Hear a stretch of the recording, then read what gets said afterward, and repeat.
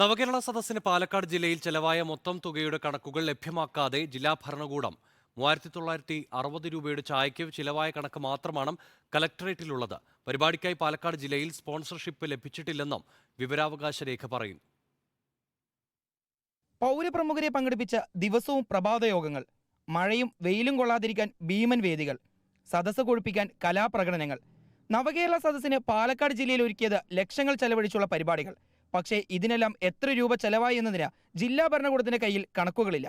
ആകെയുള്ളത് കളക്ടറേറ്റിൽ യോഗങ്ങളും മറ്റും സംഘടിപ്പിക്കുമ്പോൾ ചായ കുടിച്ചതിന്റെയും സ്റ്റേഷനറി സാധനങ്ങൾ വാങ്ങിയതിന്റെയും 3960 രൂപയുടെ കണക്ക് മാത്രം.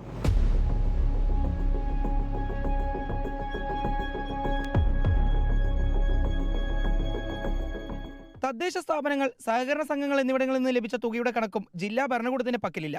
ഖജനാവിൽ നിന്നെടുക്കാതെ സ്പോൺസർഷിപ്പുകൾ വഴിയാണ് സദസ്സിന് തുക കണ്ടെത്തിയതെന്ന് സർക്കാർ പറയുമ്പോൾ പാലക്കാട് ജില്ലയിൽ പരിപാടിക്കായി സ്പോൺസർഷിപ്പുകൾ ഒന്നും തന്നെ ലഭിച്ചില്ലെന്ന് വിവരാവകാശ രേഖയിൽ പറയുന്നു. അപ്പോൾ പരിപാടിക്കായി ചെലവാക്കിയ തുക എവിടെ നിന്ന് ലഭിച്ചു എന്നാണ് ചോദ്യമുയരുന്നത്.